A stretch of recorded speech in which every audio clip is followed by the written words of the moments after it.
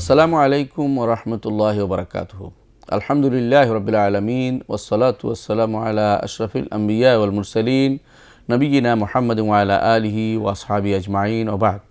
সম্মানিত দর্শকবৃন্দ, আমরা আলোচনা করছিলাম ইমাম আবু জাফর তাহাবী রাহমাতুল্লাহ রচিত বয়ান ইতিকাদ আহলে সুন্নাহ ওয়াল জামাআহ, আহলে সুন্নাহ ওয়াল জামাতের আকীদার বর্ণনা, এই কিতাবটির একটি অংশ নিয়ে যেখানে আমাদের ইমাম কিয়ামতের আলামতসমূহ আলোচনা করছিলেন। তিনি বলেছেন ওয়ানুমিনু বিআশরাতিস সাআহ, আমরা কিয়ামতের আলামতের উপর ঈমান রাখি। কিয়ামতের আলামত যেগুলো কোরআন এবং হাদিসে এসেছে সেগুলোর উপর ঈমান রেখে বলে আমরা আহলে সুন্নাহ ওয়াল জামাতের আকীদা হচ্ছে যে তারা এগুলি অবশ্যই ঘটবে এবং এটা অবশ্যম্ভাবী। রাসূলুল্লাহ সাল্লাল্লাহু আলাইহি ওয়াসাল্লাম যেভাবে বলেছেন সেভাবেই সেটা হবে, এবং যেগুলি হওয়ার তার মধ্যে কিছু হয়ে গেছে, যারা চলে গেছে, এটা আহলে সুন্নাহ ওয়াল জামাতের আকীদা। আমরা গত কয়েকটি পর্বে আলোচনা করেছিলাম যে কিয়ামতের কী কী আলামত রয়েছে এবং কী কী আলামত শেষ হয়ে গেছে, কিছু আলামত বাকি রয়েছে, এগুলো আলোচনা করেছি। কিয়ামতের ছোট আলামতগুলোর মধ্যে আমরা ইতিপূর্বে 55টি আলামত আলোচনা করেছি। আজকে আমরা ইনশাআল্লাহ বাকি আলোচনাগুলো করে আমরা কিয়ামতের ছোট আলামতগুলো সমাপ্ত করার চেষ্টা করব।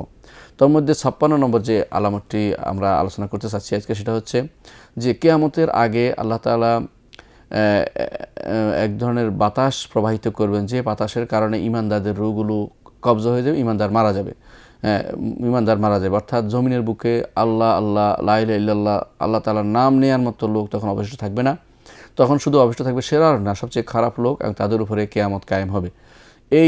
এটা কখন হবে? এটা ছোট আলামত, কিন্তু এটা হবে অবশ্যই দুনিয়ার শেষাংশে। সেগুলো দাজ্জালের আলামত বা সর্বশেষ যে পশ্চিম দিগন্তে সূর্য ওঠা, এর পরের ঘটনা বলা হচ্ছে যে ঈমানদারদেরকে আল্লাহ তাআলা তখন নিয়ে যাবেন, তখন শুধুমাত্র খারাপ লোক থাকবে এবং আলাইহিম তাকুমুস সাআহ, অন্য হাদিসে আসছে তাদের উপরেই কিয়ামত কায়েম হবে, তাদের উপরে কিয়ামত কায়েম হবে।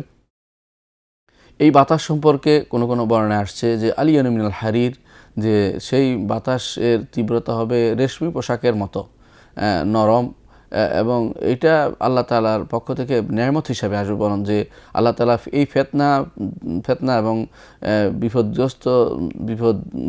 বিপদ সংকুলে দুনিয়া থেকে ঈমানদারদেরকে যেভাবে নেওয়া দরকার তিনি নিয়ে গিয়ে তাদেরকে প্রশান্তি দিবেন, আর কাফেরদের সেখানে রেখে দেবেন যাতে করে তাদের উপরে কিয়ামত কায়েম হতে পারে। শেরারুল খালক, রাসূলুল্লাহ সাল্লাল্লাহু আলাইহি ওয়াসাল্লাম বলেছেন সবচেয়ে খারাপ লোক হচ্ছে তারা যাদের উপরে কিয়ামত কায়েম হবে, কারণ তারা সবচেয়ে খারাপ লোক থাকবে সেখানে। নওয়াস ইবনে সামান রাদিয়াল্লাহু আনহুর লম্বা একটি হাদিসে দাজ্জালের কিসসা, সেখানে আছে ঈসা আলাইহিস সালাম অবতীর্ণ হবেন, ইয়াজুজ মাজুজ বের হবে, তারপরে বলেছে এটার পরে, অর্থাৎ ঈসা আলাইহিস সালাম আসার পরে, ইয়াজুজ মাজুজ বের হওয়ার পরে, এরপরে যখন কিয়ামতের শেষ অংশে চলে আসবে, যখন পশ্চিম দিগন্তে সূর্য উঠবে, তখন আর কারো তওবা কবুল হবে না। আর সেই সময় আল্লাহ তাআলা একটি বাতাস, ইসবারাসাল্লাহু রিহান তাইয়্যিবা, তখন আল্লাহ তাআলা একটি ভালো বাতাস প্রবাহিত করবেন। ফাতাখুযুহুম তাহতা আবাতিহিম, সেই বাতাস তাদের বগলের নিচ দিয়ে ধরবে, অর্থাৎ সেখানে কোনো রোগ হবে বা সেখান থেকে টান ধরবে, কোনোভাবে যে কোনোভাবে হোক বগলের নিচ থেকে তাদেরকে টানবে। ফাতুকবাদু রূহু কুল্লু মুমিন ওয়া কুল্লু মুসলিম, এভাবে প্রত্যেক সেই বাতাসের কারণে প্রত্যেক ঈমানদারের রূহ হরণ হয়ে যাবে এবং মুসলিমের রূহ চলে যাবে, অর্থাৎ তারা মারা পড়বে। ওয়াইয়াবকা শিরারুন নাস, আর বাকি থাকবে সবচেয়ে খারাপ লোকেরা। ইয়াতাহারাজুনা ফিহা তাহারাজুল হুমর, তারা গাধা যেরকম অকর্ম করে বেড়ায়, গাধার মতো চিৎকার করে বেড়ায়, তাদের মতো তাদের কর্মকাণ্ড হবে, তাদের মতো তাদের চাল চলন আচার ব্যবহার হবে, তার খারাপ কাজগুলি তারা করতে থাকবে। আলাইহিম তাকুমুস সাআহ, তাদের উপরে কিয়ামত কায়েম হবে, কিয়ামত সংঘটিত হবে। সহিহ মুসলিমে হাদিসটি বর্ণিত হয়েছে। অনুরূপভাবে সহিহ মুসলিমে আসছে আব্দুল্লাহ ইবনে আমর ইবনে আস রাদিয়াল্লাহু আনহু থেকে, তিনি বলেন ক্বালা রাসূলুল্লাহ সাল্লাল্লাহু আলাইহি ওয়াসাল্লাম, রাসূলুল্লাহ সাল্লাল্লাহু আলাইহি ওয়াসাল্লাম বলেছেন ইয়াখরুজুদ দাজ্জাল, দাজ্জাল বের হবে। তারপর তিনি দাজ্জালের বিভিন্ন কর্মকাণ্ড আলোচনা করেছেন। সবশেষে তিনি বলেছেন ফাইয়াবআসুল্লাহু ঈসা ইবনে মারইয়াম কান্না উরওয়া ইবনে মাসউদ, তখন আল্লাহ তাআলা ঈসা ইবনে মারইয়ামকে পাঠাবেন, তিনি দেখতে হবেন উরওয়া ইবনে মাসউদ, তখনকার সময় এক সাহাবীর মতো। তিনি বললেন যে তার মতো হবে, উরওয়া ইবনে মাসউদের মতো হবে। ফাইয়াতলুবুহু, ঈসা আলাইহিস সালাম দাজ্জালকে খুঁজবেন, ফাইয়ুহলিকু, খুঁজে ধ্বংস করবেন। সুম্মা ইয়ামকুসুন নাস সাবআ সিনিনা লাইসা বাইনা ইসনাইনি আদাওয়া, মানুষ তখন 7 বছর এমন অবস্থায় থাকবে যে মানুষের মধ্যে কোনো শত্রুতা থাকবে না, তাদের মধ্যে কোনো শত্রু থাকবে না, পরস্পর বন্ধু হিসাবে একটি সুন্দর সমাজ প্রতিষ্ঠিত হবে, সুন্দর রাষ্ট্র প্রতিষ্ঠিত হবে এবং একটা সুন্দর জীবনযাপন করতে পারে, মানুষ সুন্দর অবস্থায় জীবনযাপন করবে।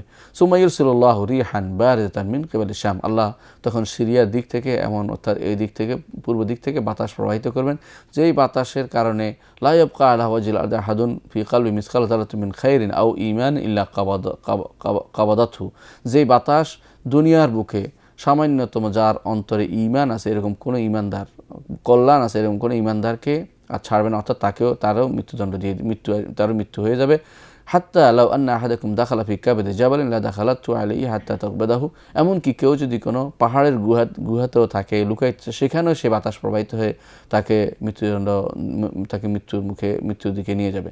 আমরা জানি না সেটা কী ধরনের বাতাস, কারণ এটা একটা স্পেশাল বাতাসও হতে পারে কোনো বোমা, হতে পারে কোনো এই জাতীয় কিছু, যে ইমানদার গণহারে মারা পড়বে, কোনো এলাকায় কাফেররা শুধু অবশিষ্ট থাকবে, এটাও হতে পারে। মোট কথা ইমানদারদেরকে আল্লাহ তাআলা নিয়ে যাবেন সর্বশেষ। এমন কোনো অস্ত্র হতে পারে যে অস্ত্র এখন আবিষ্কার হয়নি, অথবা এমন কোনো বাতাসও হতে পারে যে বাতাস কারণে সমস্ত তখনকার সময় ইমানদারদেরকে আল্লাহ তাআলা স্পেশালি তাদেরকে রহমত করে তাদেরকে দুনিয়া থেকে নিয়ে যাবেন, যাতে করে কিয়ামত কায়েম হবে। সবচেয়ে খারাপ লোকদের যখন তাদের কাছে আল্লাহ আল্লাহ বলার মতো লোক থাকবে না, সুবহানাল্লাহ, আলহামদুলিল্লাহ, আল্লাহু আকবার, অর্থাৎ লা ইলাহা ইল্লাল্লাহ বা এই যে কালিমাগুলো, উত্তম কালিমাগুলো বলার মতো লোক আর অবশ্যই থাকবে না। তারা আল্লাহকে ভুলে যাবে, দিনকে ভুলে যাবে এবং কোরআন কারীম পর্যন্ত তাদের কাছ থেকে চলে যাবে। এমন অবস্থায় তাদের উপরে কিয়ামত কায়েম হবে, তাদের উপর কিয়ামত কায়েম হবে। এই হাদিস থেকে বোঝা যায় যে ঈসা আলাইহিস সালামের পরে, দাজ্জালের পরে, ইয়াজুজ মাজুজের পরে এই ঘটনা সংঘটিত হবে, এর আগে নয়। এর আগে এই ছোট আলামতটি পরে আসবে, অথচ এর আগে বড় আলামতগুলোই চলে আসবে। আমরা যেটা আগেও বলেছি যে সব ছোট আলামত বড় আলামতের আগে আসবে না, বড় আলামতের পরেও মাঝে মধ্যে কিছু ছোট ছোট আলামত আসবে এবং কিছু আলামত আবার পুনরাবর্তিত হবে, অর্থাৎ আগেও আসছে পরে আবার আসবে, এরকম অবস্থা সেখানে তৈরি হবে। যেমন আমরা বলেছি বেশি বেশি জিনা ব্যভিচার বেড়ে যাওয়া, আগেও হচ্ছে এখনও হচ্ছে, আগেও হয়েছে এখনও হচ্ছে এবং বড় আলামত বের হওয়ার পরেও হবে, অর্থাৎ ইয়াতাহারাজুনা কাতাহারুজুল হুমুর, গাধার মতো তারা যে কাজগুলি করে রাসূলুল্লাহ সাল্লাল্লাহু আলাইহি ওয়াসাল্লাম বলেছেন সেটা হবে। এমনকি কোনো কোনো হাদিসে আসছে যে তোমাদের পূর্ববর্তী উম্মতরা যদি ব্যভিচার করতো মায়ের সাথে, সেটাও সেখানে তখন সংগঠিত হবে, তখন তারা চিন্তা করবে না কে কী করছে। ঠিক এইটাও একটি ছোট আলামত, অথচ সেটা অনুষ্ঠিত হবে বড় কোনো আলামতের পরে, বড় আলামতগুলির পরে সেটা অনুষ্ঠিত হবে। তাহলে বোঝা যাচ্ছে এই আলামতগুলো পশ্চিম দিগন্তে সূর্য ওঠার পরে হবে, কারণ পশ্চিম দিগন্তে সূর্য ওঠার পরে দাব্বা আসবে, দাব্বা যে অর্থাৎ জমিন থেকে একটা প্রাণী আসবে যেটা মানুষকে ইমানদার এবং কাফের নির্ধারণ করে দেবে। তো ইমানদার নির্ধারণ করা পর্যন্ত ইমানদার থাকবে, এরপরে সর্বশেষ হবে যে ইমানদারদেরকে নিয়ে যাবে এবং শুধুমাত্র কাফেরা সেখানে অবশ্যই থাকবে। এটা হলো একেবারে কিয়ামত কায়েম হওয়ার একদম একেবারে অব্যবহিত পূর্বে, অর্থাৎ কিছু আগেই এই আলামতটি আসবে।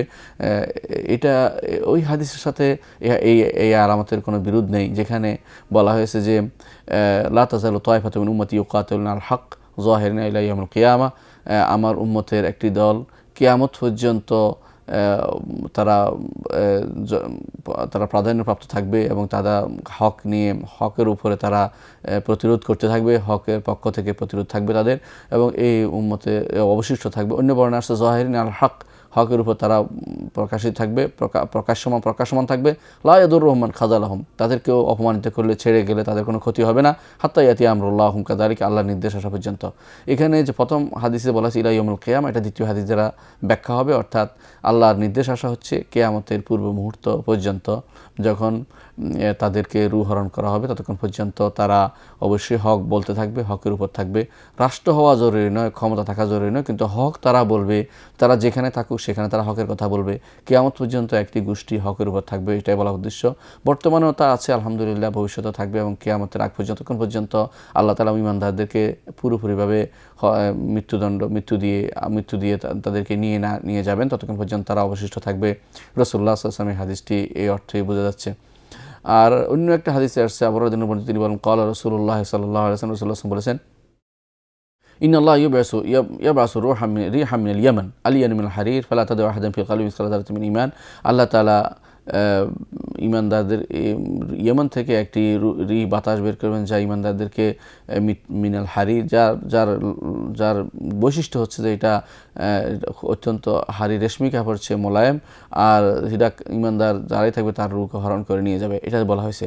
এখানে বলা হয়েছে যে দুটি, আগের হাদিসে আমরা পাচ্ছি যে সিরিয়া থেকে বের হবে, শাম থেকে, এই হাদিসে আমরা পাচ্ছি যে ইয়েমেন থেকে বের হবে। দুইটার মধ্যে সামঞ্জস্য হচ্ছে এটা যে দুই ধরনের বাতাস দুদিক থেকে বের হইতে পারে, অথবা যে এমন হইতে পারে যে দুদিক থেকে এসে একসাথে হয়ে গেছে, অথবা এমনও হতে পারে যে দুইটা একসাথেই দুইটি বাতাস বের হবে, সেটা বলা উদ্দেশ্য। দুইটি বাতাস না, একটি বাতাসেই বের হবে, একসাথে দুদিক থেকে মিলে বাতাসগুলি বের হবে, এটা হতে পারে।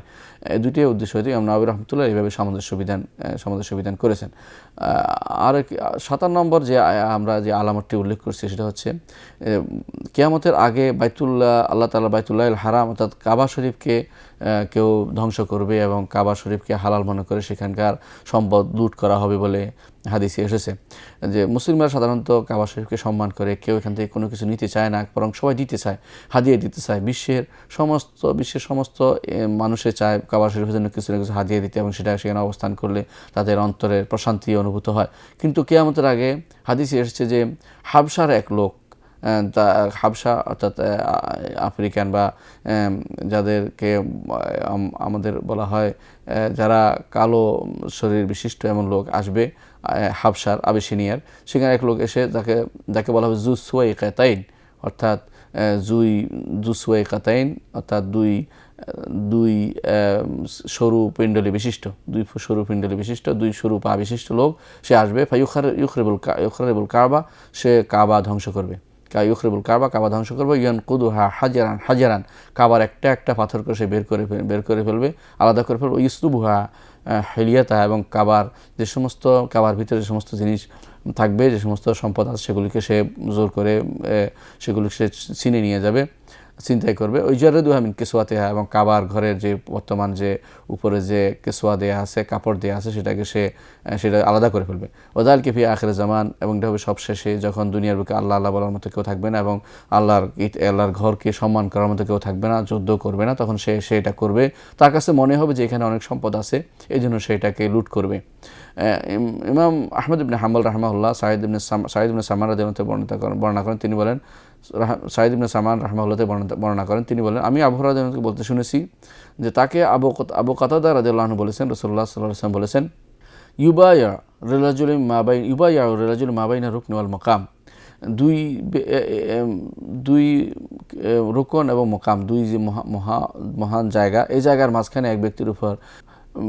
এক ব্যক্তির জন্য বায়াত করা হবে, অথচ তার পরিবারে কেউ এই ওয়ালাই ইস্তাহিল্লাল বাইত ইল্লা আহলু, অথচ তার পরিবার লোকেরাই শেষ পর্যন্ত পরবর্তী বংশধররা তারা এই আল্লাহর ঘরকে হালাল মনে করবে, আল্লাহর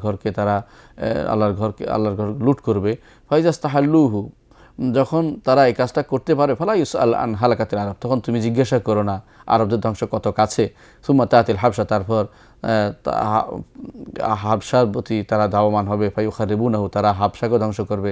লা ইউআম্মারু বা'দাহু আবাদান, সেই এলাকা আর কোনোদিন আবাদ হবে না। ওহুমুল্লাযিনা ইস্তাখরুজুনা কানজ, তারাই কাবার যত গচ্ছিত সম্পদ সেগুলো নিয়ে যাবে।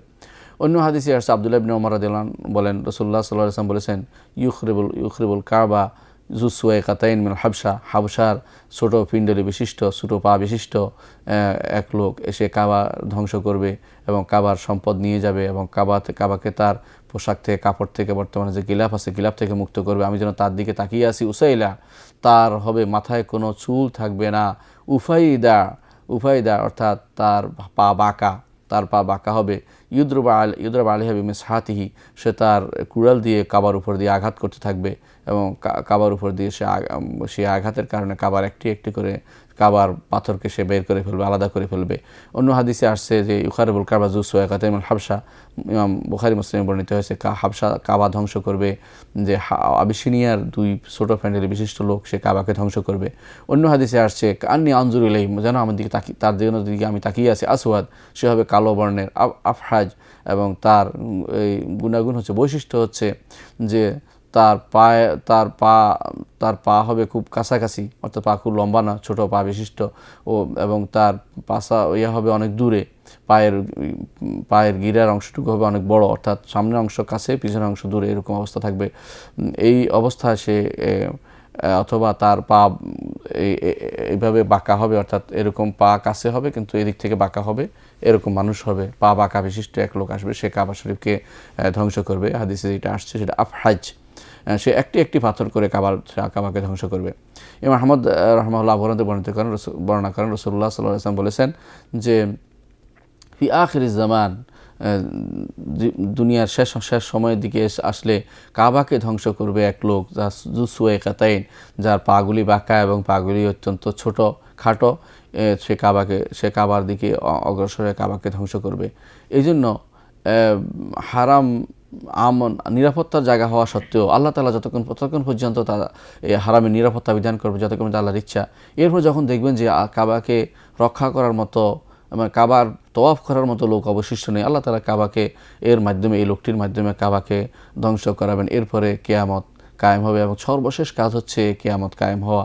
মূলত এটা কিয়ামতের আলামতের মধ্যে সর্বশেষ আলামত হতে পারে। এরপরে কিয়ামত আর সংগঠিত হয়ে যাবে। দর্শকবৃন্দ, আমরা এর ইতিপূর্বে আলোচনা করেছি যে কিয়ামতের অনেকগুলো আলামত, আমরা ছোট আলামতগুলো আলোচনা করেছি এবং ভাগ করে বলেছি যে কিছু আলামত এর মধ্যে এসে চলে গেছে, যেমন রাসূলুল্লাহ সাল্লাল্লাহু আলাইহি ওয়াসাল্লামের আবির্ভাব এবং তার মৃত্যু, এগুলি আমরা বলেছি হয়ে গেছে। আবার কিছু আলামত চলছে এখন, সেগুলো বর্তমান সময়ের জন্য বেশ কিছু আলামত আমরা উল্লেখ করেছি যে বর্তমান সময়ে যে অবস্থা, বিজ্ঞানের চরম উৎকর্ষ, তার মধ্যে অনেক কিছু রকমের আলামত সুস্পষ্টভাবে প্রমাণিত হয়ে গেছে, এখনই সেটার কথা। আবার কিছু আলামত আছে এখনও হচ্ছে এবং ভবিষ্যতে হবে, এবং সেটাও আলোচনা করেছে যে কিছু আলামত আসবে বড় আলামতের পরেও, কিছু আলামত আসবে বড় আলামতের পরে, এবং সেগুলো আমরা আলোচনা করেছি। এবং কিয়ামতের ঠিক পুরো মুহূর্তে কী ঘটবে সেটাও আমরা আলোচনা করেছি। কিন্তু একটা জিনিস আমাদের মনে রাখা দরকার যে যখনই কোনো ঘটনা ঘটে যাবে সেটাকে তাড়াহুড়ো করে এই ঘটনাকে কিয়ামতের আলামত বলার একটা প্রবণতা আমাদের মধ্যে লক্ষ্য করা যায়।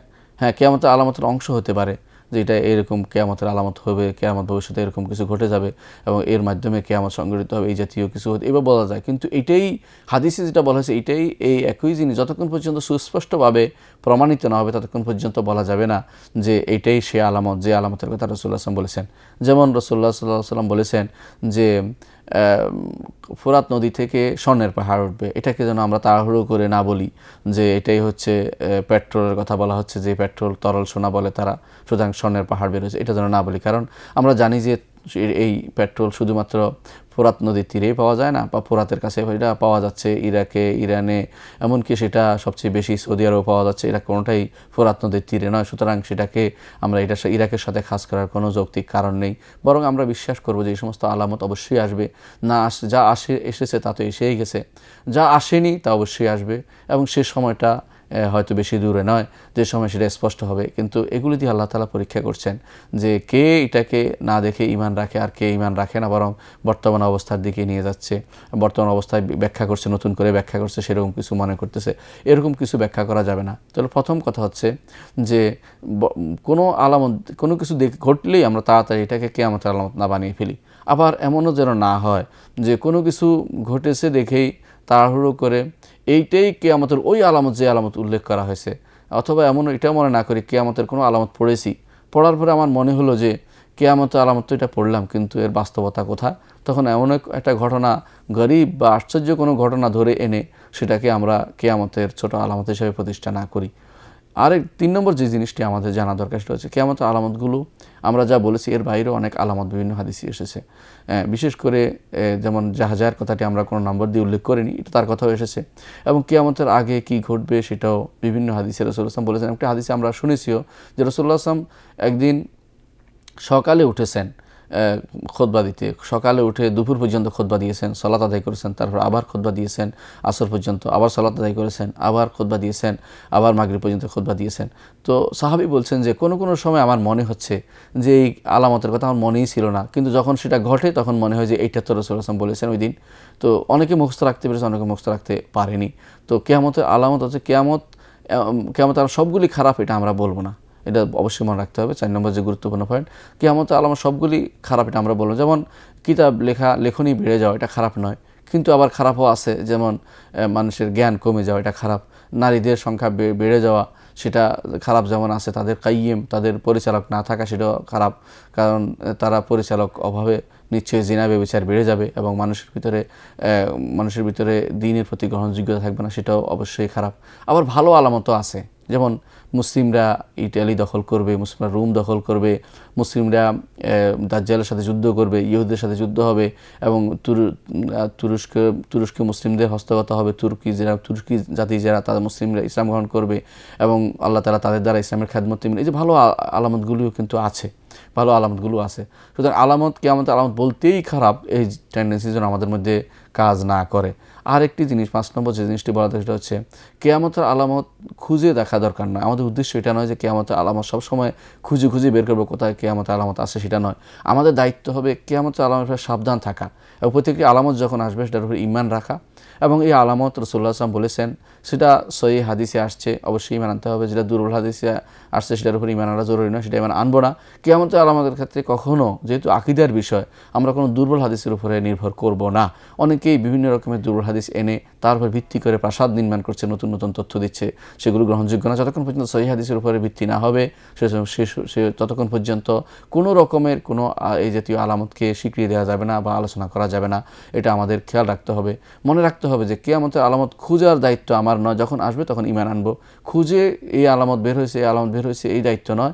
আমরা প্রস্তুত থাকবো যে কোনো অবস্থায় আল্লাহ তাআলার কাছে তওবা করে এবং রাসূলুল্লাহ সাল্লাল্লাহু আলাইহি ওয়াসাল্লামের সুন্নাতকে অনুসরণ করে সারা জীবন এই দ্বীনের উপর সুপ্রতিষ্ঠিত রাখবো। আমাদের কাজ এটা নয় যে কিয়ামতের আলামত আমাদের প্রতিষ্ঠা করতে হবে। যা দেখা যাচ্ছে অনেক সময় মানুষ এই যুদ্ধের জন্য প্রস্তুতি অবলম্বন করছে, যে কিয়ামতের আলামত, কিয়ামতের আগে তো অবশ্যই খেলাফত হবে। অনেকে বলে থাকে খেলাফতের জন্য আমরা লোক তৈরি করতে হবে, সুতরাং খেলাফতের জন্য প্রস্তুতি নিতে হবে। না, এটা ঠিক নয়। আল্লাহ তাআলা তার যা ঘটার আছে সেটা ঘটাবেন। আমাদের দায়িত্ব হবে তার জন্য প্রস্তুত থাকা, কিন্তু আমরা সেটা ঘটানোর জন্য প্রস্তুত করব সেটা নয়। আমরা খেলাফত সুপ্রতিষ্ঠিত করতেই হবে এখন, সে এমন কোনো দায়িত্ব নয়। তবে আমাদের দায়িত্ব হচ্ছে খেলাফতে আলা মিনহাজিন নবুয়তের মিনহাজে খেলাফত প্রতিষ্ঠা, এটা আমাদের ঐকান্তিক আকাঙ্ক্ষা থাকবে এবং সেটার জন্য লোক তৈরি করে যোগে যোগে সেটার জন্য আন্দোলন করতে হবে, এমন কোনো কথা আমাদেরকে রাসূলও বলে দেন নাই যে তোমরা খেলাফত না থাকলে খেলাফতের জন্য আন্দোলন করবে, এমন কথা বলেনি। সেজন্য এই জাতীয় কোনো কাজে অগ্রসর হওয়া যাবে না। দিনে দাওয়াত দিতে হবে, তাওহীদের দাওয়াত দিতে হবে এবং আখিরাতের প্রতি, ঈমানের প্রতি দাওয়াত দিতে হবে, ঈমানের আরকানগুলোর প্রতি দাওয়াত দিতে হবে। এই কাজগুলি করতে হবে, দাওয়াত দিতে হবে, তাওহীদের দাওয়াত দিতে হবে, ঈমানের দাওয়াত দিতে হবে। এর মধ্যে আমাদের অবশ্যই থাকতে হবে, কখনো বাড়াবাড়ি করা যাবে না এবং নিজেরা হঠাৎ করে কোনো একটি বিষয়ের উপরে দিনকে নির্ভরশীল করা যাবে না, যে এটার উপর দিন নির্ভরশীল না করলে দিন নয়, এরকম কিছু বলা যাবে না। আল্লাহ আমাদেরকে বোঝার তৌফিক দান করুন। সম্মানিত দর্শকবৃন্দ, আমরা ইনশাআল্লাহ আগামী পর্ব থেকে কিয়ামতের বড় আলামতগুলো আলোচনা করব। ততক্ষণ পর্যন্ত আল্লাহ আপনাদেরকে সুস্থ রাখুন। ওয়া আখিরু দাওয়ানা আলহামদুলিল্লাহি রাব্বিল আলামিন। আসসালামু আলাইকুম ওয়া রাহমাতুল্লাহি ওয়া বারাকাতুহু।